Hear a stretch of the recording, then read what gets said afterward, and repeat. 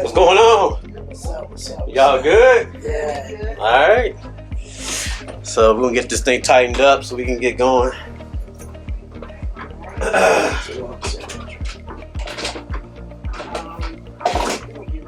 Yeah, so like somebody will be here. I'll be over there. Yeah, you're right here. What do you want him there? But right here's fine. Okay.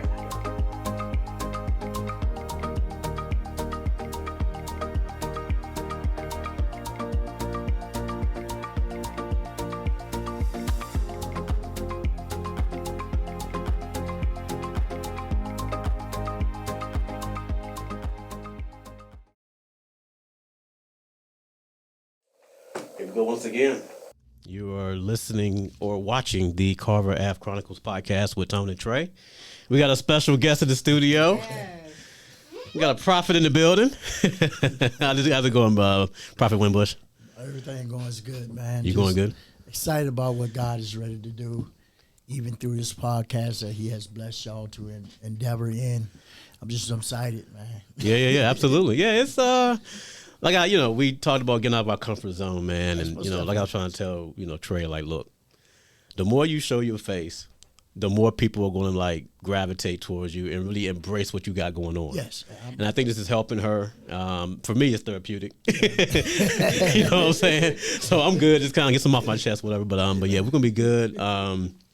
So we were talking about overcoming trauma, and I think last week it was about beginning again, right? And one of the topics we had in beginning again, we were talking about like therapy and what people might do. And the one question I had for her, she really couldn't answer was, do people, like, would you be a prophet, a pastor, confide in you because they trust you more than they would a therapist or somebody outside of?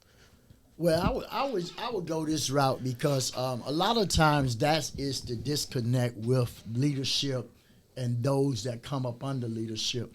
Most people now, speaking of today's church, and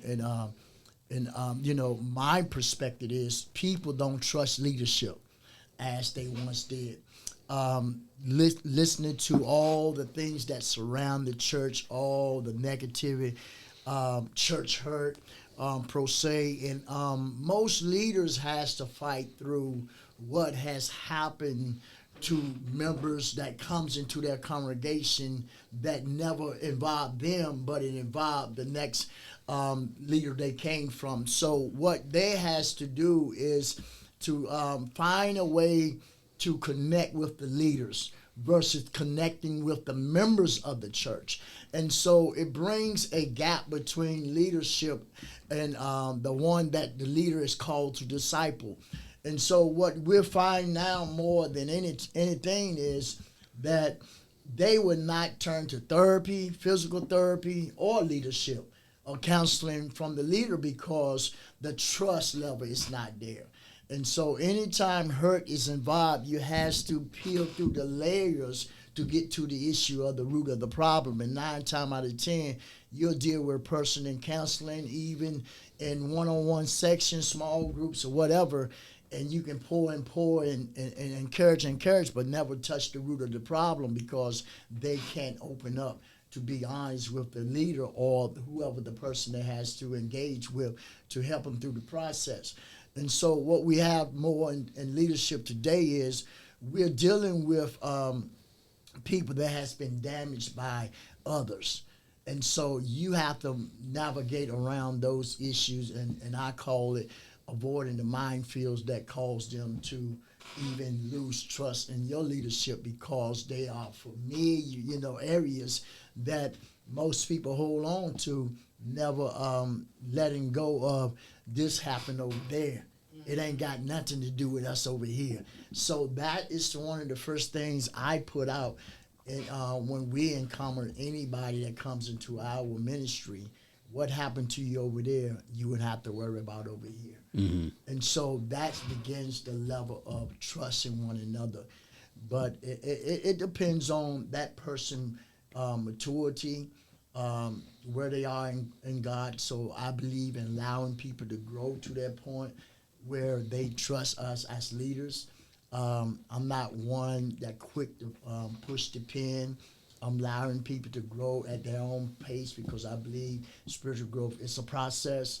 And one of the worst mistakes we can do is push people too quickly before they heal. And so that is where the problem lies when it comes down to turning to either spiritual counseling or natural physical therapy or whatever you so have it to overcome the trauma that you have, dealt with in life. Because we always said in church, in the world, hurt people hurt others. But I don't believe that it's the hurt.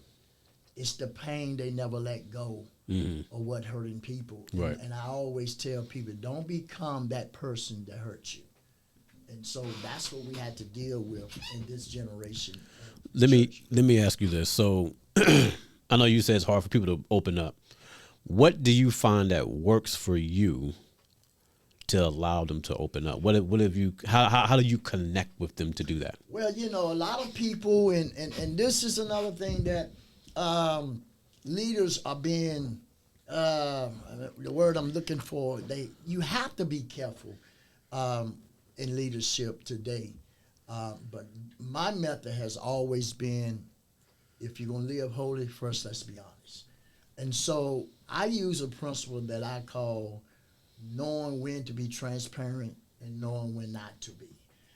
So our level of ministry, and it's a disciple-making ministry, so it exposes us to real people with real problems.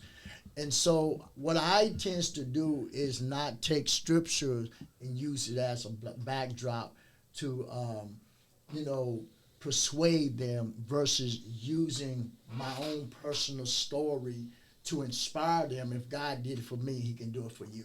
So what we have to do is really be transparent and honest with the people, because when people can really see God operating and moving in the life of a person just as they was, they can open up and be comfortable in now sharing their life experience and seeking help. But when we're always standing before the people like we don't hurt, we don't have no weaknesses, and we always strong, people looks at that and question it, because where I am right now, I would never get to that place. You understand what I'm saying? Because we build up this image that just because we're gifted and anointed, we don't go through nothing.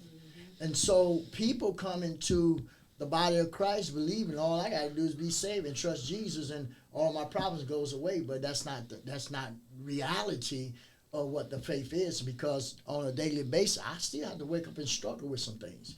I still have to come to the reality that I'm human. And so the purpose for Jesus was coming was to show us, as he became flesh and dwelt among man, that the very thing that I'm called to do, you can do it. Right. But the thing is, we got to die to our emotions. And so a lot of time, people is not ready to go that extra step. I preach Sunday, it's time to go deeper. And a lot of people ain't ready to go into the deep.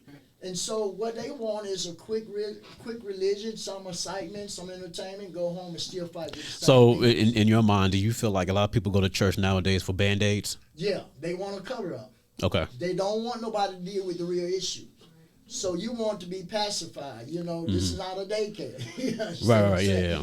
And so what we try to do, man, is just keep it real with the people. And a lot of times, pastors such as myself and Lady T and others that has real ministry that deal with real issues and real problems get, looked down upon, because it don't take all that. Nah, it takes all that and then some. Right. Because we can't hide behind religion. We can't hide behind, well, you're anointed and gifted. I don't go through nothing. That devil is a lie. The Bible simply said there's no good thing dwells in the flesh. Paul was one of the most realist writers of the apostles that ever wrote 2/3 of the New Testament. When he exposed himself, when I would do good, evil was always present. I'm in God, but I'm still struggling. And so, I believe transparent and real ministry goes hand in hand. Mm-hmm. You can't deal with real folks being fake. Right, yeah. And so people has to trust you and hang on every word that come out your mouth.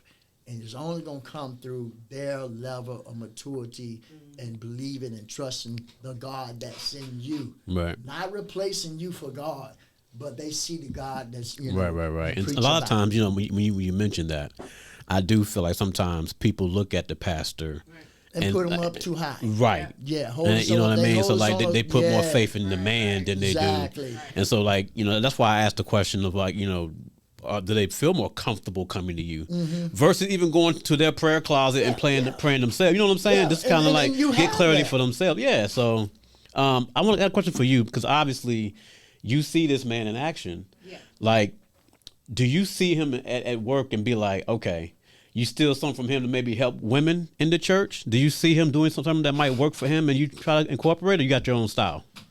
Well, I'm asking a bunch of questions today, you know what I mean? Like, No, so you good. we're going to I open up mean, today. of course, I steal some stuff for him because I'm in his territory. Where our church's launch is actually, in his community. So I had Straight to, hood. Yeah. so Well, I I've been, had- but listen. So, and I didn't mean to cut you off. So, like, I've seen the growth though. Yeah. I've seen where y'all came from. Yeah. Even though it's in the hood, it's the presentation. Like, not saying presentation, but like the way y'all got it built up is nice. Well, You got a mega ministry in this small Right. storefront. You know what I mean? So, I say this and get back to Lady T. I say this, Tony. I wouldn't have it no other way. I told the church Sunday, I wouldn't know how to be in a community where you can't see and interact with real people.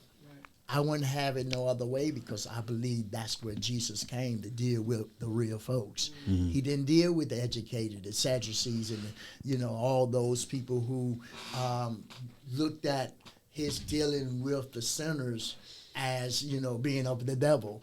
So this is why I believe, and I don't want to get ahead of myself, so I'm gonna give it back to Lady T after this. This is why I believe the church is falling, or where the church had failed. yeah, don't get too far ahead. I got questions about Okay. that too for sure. All right, so continue your thought about what you've kind of like when you see him in action, what you do to help with women in the church. Okay. Well, first I won't feel it. Oh, because- by the way, please like, subscribe, and comment on this podcast. At first, I wasn't feeling it because, we came from a well-structured church and, we had a doctrine and things that we did stuff a certain way. So his style of ministry actually taught me how to first go back to who I really am, because we grew up in the hood, but I actually lost that sense of where I came from. I felt like I had already arrived. So with his style of ministry, it taught me how to humble myself and to become more relatable with the people in our community. And what I like about it, it also gave me a sense of where, I see where they are, but I can also take them to a place where they have never been. So I use his tools to enhance what I'm doing, so therefore I can be more relatable with his community. I hope that makes sense. Because Right. at first I felt like I was lost. So like even now, last year I signed up for the prison ministry. So now I go, not the detention ministry. Jail. The jail prison, ministry, yeah, whatever they call it, excuse me for the language. And what I did was I said I wanted to get inside the minds of the prisoners. I need, because that's where he come from. So sometimes I struggle sometimes to be able to help people in the ministry that been through the street life, that maybe been incarcerated or locked up. So it might be strange to some, but it's just something to help me to be able to Well, understand everybody where has they their own think. way of doing outreach. Yeah. Whether it's so- a food pantry or going to Yeah. jails or whatever, Yeah. prisons, whatever. Everybody has a calling. Yeah. You know what I mean? Well, even if it's just their music ministry, whatever it is. Yeah. So that's fine. Yeah. I mean, because again, here we go, right? So that might be your way of therapy, right? Like of helping people to Yeah. make yourself feel good and also motivation. You know what I mean? As far as, you're doing a good thing. And also like, well, you know what? Let me make sure my mind good so I don't end up in here. But so a couple takeaways real quick. Open up. Whether it's your pastor, finding a therapist, something like that. Don't be afraid to open up, and even if it's just like something small, and then lead up to the bigger issues. I think a lot of people thinking that I got to tell my worst secrets. No. Maybe start with something small first that nobody know, you and have to build yourself. Build it up, and then that way you build that trust. So the thing I want to get to, you get ready to go into, I'm like, nah, I'm gonna cut you off, but So ministry has changed a lot. And I'm gonna throw COVID in there because COVID kind of changed how people do church now in ministry because of they had to stay home and all that. You've been in this for a while. Tell me the differences you've seen in church. Well, the thing that, man, and it's crazy because Lady T asked me that we need you to come and tie up some ends, and my heart have always been to reach people. And so I started ministry right here in the city of Roanoke on the street corners. And, growing up in church, it was basically just singing and watching, my aunties and all my uncles that was in ministry. And so to view that and to compare it to today, it is way off. And I believe we're missing the mark. And the health of the church is just unhealthy. And to bring that all to understanding when I say unhealthy, it is because the body itself is made up of the immune system. And one of the things that I believe the effects of the immune system is to protect the body from all type of diseases that comes into the body and to alarm the body what disease is attacking the body. And this is where I say the church have failed at. They don't have no sense of discernment, which their immune system is not working properly because we're not sensing or detecting what is attacking the body. And a lot of times the difference from now to today is we put people up way before they are ready. We say it all the time, proper preparation prevents poor performance. So today's church is where I view it from is that, you come in, you're a good tower, you got this, you got that, you can be in leadership.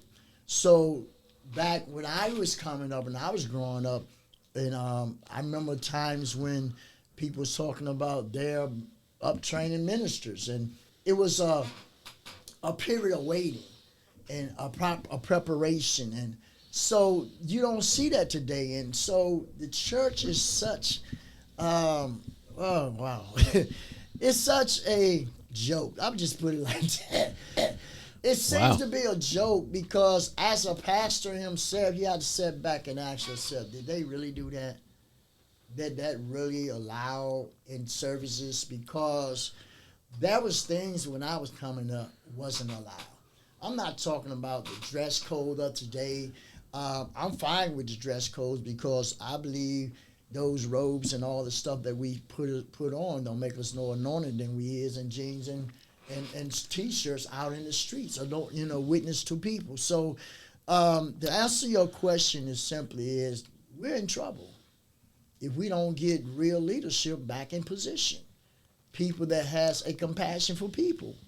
Why do you think leadership has gotten kind of complacent? And I say that in the standpoint of staying inside the four walls. Well, when COVID hit, I was ridiculed. Even my right hand man himself, you're not going to church. Yes, we are. The government don't run the church. It's right. God's church. But when the churches begin to close down, all I kept hearing, and there was my first message I preached when we set up outside on a Sunday morning. God got us right where he wants us at. Mm-hmm. And so with that being said, COVID, it exposes the church. It exposed the church. It exposed the level of maturity and leadership, the faith of those that say they trust God. It exposed those healing ministries out here, mega ministry. You got the gift for healing, but you can't go to the hospital and cure COVID. but you can raise the dead and do all this other stuff. So it exposed the church as a whole. But in naturality, it hurt the church as well because people got comfortable staying home. And now you can't get people out because not only COVID, you got social media. Mm-hmm. If they don't like what you preach, I go find something else online to look at. So, starting from the pandemic up to now, and I say that it not only hurt the church, but if we really look at why COVID came, it helped the church. Because now people's eyes are open from the real to the fake. And so we had to navigate through people that was not mature in their faith to trust God, stay home, no problem, but we're coming. But looking at now, people are still dealing with, the pandemic, and they just don't come out. But you see them all over the place. Walmart was still packed. The clubs were still packed. Yeah. The church only place got empty. And so you have to ask yourself, why was that? So, and here we go, right? So they go for that Band-Aid. They couldn't go for the Band-Aid. They found some other distraction. They found some other way to be distracted. To keep them or whatever. You know what I mean? And like, how do you get them back? Well, I'm gonna share this with you, Tony, and I must tell, and to those that's listening, and this is where the Lord, through the prophetic, the Lord showed me. The unchurch is coming back. The church is not going to return. Those that have been in church is not going to fully return. It's the unchurched that God is bringing back. That remnant of people that he's talked about throughout the Bible. I have a remnant of people that are going to obey me. They're going to do my will. So that's why we has to start now. After the pandemic, we has to start the repairs of the church. And we got to start with the doors. Because that's where it started, them coming through the doors. So the church need repairs. And the first repairs, we have to start with how we welcome those with the tattoos. How we welcome those that don't dress like us, don't look like us. But in actuality, them the ones God is sending us. And so our ministry is a perfect setup for those that coming out of, the world. Because that's what we're reaching. A dying world. And I was sharing about 2 weeks ago with the people, get ready, they coming. We're seeing 6 or 7 new visitors since you've been there every Sunday. Really? Yeah, we just took in 6 new visitors. First day at the service, open up altar call. I was ready to close it, just go on back home. But the Lord said, no, you got to open the doors of the church. 6 people joined that day. Wow. 1 returned. But the thing, to answer your question is that, those that has been in church all their life, Tony, they're tired of the church. Mm-hmm. And they don't want nothing new and real. So the one thing, I seen a post about this, and it gave me a break. It gave a breakdown about how many thousands of years there were different religions talked about God coming back or some kind of different thing. You know what I mean? Yeah. And you always hear that. You're going to keep hearing it. Right. So, and obviously it's a faith thing. You know what I mean? It's faith. But like, when I see that, I'm like, man, like how do people that, see this on social media, like look past it and say, okay, well, you know what? I'm still going to go to church because I need what I need. Well, I understand, and I talks about what drives you. What drives you. Me personally, and what drives me to do what I do and keep doing what I'm doing. I share with me later T, we have our difference in certain things we believe and certain things we don't believe. But it ain't nothing to, right. to go left field in. But with me, to that text of what you're saying, is that this is something we'll be saying forever. Mm-hmm. From generation to generation. He's on his way back. Mm-hmm. Mm-hmm. The rumors of wars and all those things that the Bible speaks about is now. But we still ain't close to the end. Mm-hmm. Because the gospel has not been preached to all generation. So we has to go deeper than just now, you know. And the whole problem is why the gospel has not been preached, because we're being entertained. Mm. You understand what I'm It's, saying? and I was going to go there on a different perspective with the entertainment thing.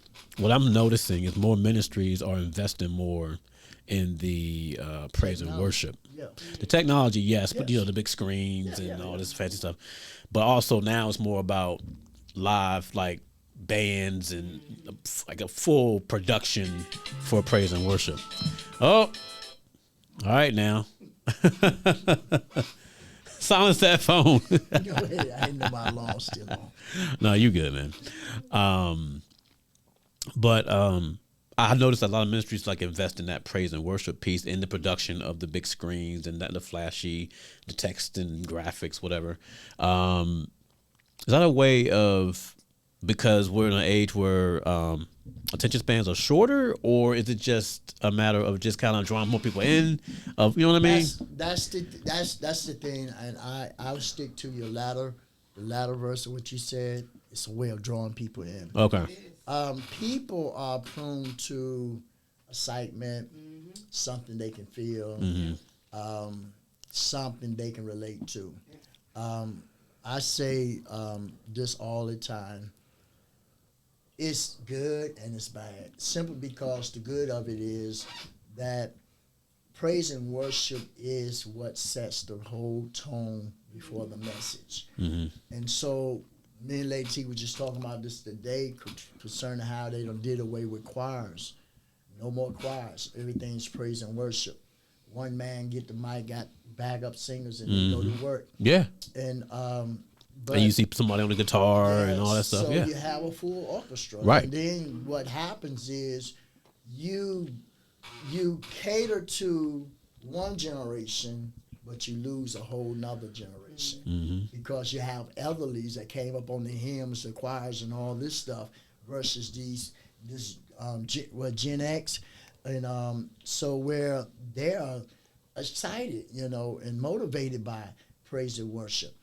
But this is my take on it: is whatever you sing, whatever style of worship you choose, it should be to where the people can get involved, to intimate time with God, to where it does something within them. It's because there's no way you can have true worship and nothing happen. Right. It's impossible. I love worship because worship deals with you and God alone. It brings me into that space where, God just search my heart, show me. And so a lot of times we have to be cautious because this is the disconnect with a lot of ministries is everybody turning to entertainment, Right. but it's no empowerment. Right. You understand what I'm saying? So you have to find that line that you can balance it. Me personally, I can go either or simply because I know the purpose of it all. With your ministry, is that a big part of your ministry or no? It should be, but really it's not, because we has to and also every leader has to examine their people. Right. Yeah. And so if you And don't their, know I guess their abilities. yes, Yeah. if you don't know your people, you're gonna miss the whole assignment. What I mean by that is simply knowing them that are among you. Right. We're in a community, and even though we're in a urban hood community, but the problem is the city itself is a quartet Right. They have their own. based music. Yep. When I was coming up, Danville, Virginia, all you can turn on WDVA 1250, you don't get no praise and worship. You can get quartet all day, all night until it go off. But now you're seeing the mix. And so with me, I don't allow one style of music to be our centerfold. I love, as Lady T we begin, like I say, this is what we're doing now. On third Sundays, we allow my mother, she sang quartet, and this is what our house is used to. quartet. So we get them Quartet Sunday, so everybody can get what they need. And it's more exciting that Sunday than any Sunday because the city, That's the culture of it's the the city. culture of the city. And so we couldn't keep going trying to take them into worship when they have not yet met God. Oh, You see what I'm saying? man. So you're putting the cart before the horse. And so that's where a lot of people, when it comes down to ministry versus church, you got to know what God has placed up under you. Right. And so our method with building the church, the ministry that God has blessed us with, is let's catch the fish before we try to clean them. Mm-hmm. Because that's a lot that we gonna miss. Right, We're yeah. trying to clean them before they get out. And that's the what I door. want to kind of touch on too, like, because you chose Danville to really try to expand your ministry, and it's, like you said, you That's expanded. all right. Like, so what changes have you seen since you've made that decision? I mean, obviously you said that people are coming slowly but surely and starting to add up. What else have you seen, though? I tell you, honest God's truth, Tony, what I have seen and what I have observed in the switch or going back home is more awareness. More people now versus then when we came into ministry. I believe those that's coming in now and versus those that we dealt with, they see more God in us. Versus those that was coming in the early ministry was just coming in to be familiar with us, getting to know us, not the God that was in us. So I see now, and that's what makes me keep going, that what we're doing is helping people. At one time, I'd be the first one to tell you I could have thrown it up and gone about my business. And I tell Lady T, every Sunday we had to get up. I lay there and say, "You really want to do this again?" Because we was not seeing. It's a lot, yeah. That's what leaders has to learn to do. Be honest. I'm not one that you ask me how I'm doing today. Hey, God bless and highly pray. That's garbage. No. I'm having a bad day today. I don't feel like passion today. Right. So I think and not to cut you off. I think what draws the people to you is that you're authentic. You're not. Oh, yeah. You're not faking the funk. You're literally like you're real and raw with it. And then too, they was also able to see where he come from, and that's the greatest impact. That's that the he has. impact. That's the impact. Everybody know me in the city. They know my past. Yeah. They know when I was on the run from the police, couldn't come out the bushes, and jumping, running up stores and climbing trees just to get away. But and now they see you as they see me on a whole different level, mindset. Seeing my buttons pushed, not reacted to it. So, wait, hold on. People try you now? Yeah. Really? Yeah. Just to see if that's a God in you or not. People still trying this, man. Yeah. And so, and the sad thing about it ain't the world. It's the ones in the church. Oh, wow. Leaders. Oh yeah. Okay, yeah. Leaders that know. I would go get $2, put it in a gas can, and burn your house down, bro. Leave me alone. But and so that right there, and I had to roll over one day with literally tears in my eyes and tell Lady T, I know I've been changed. Thanks again for listening to the Carver Ave Chronicles podcast with Tony and Trae. Make sure you like, subscribe, and comment. Definitely subscribe wherever you get your podcast for future episodes.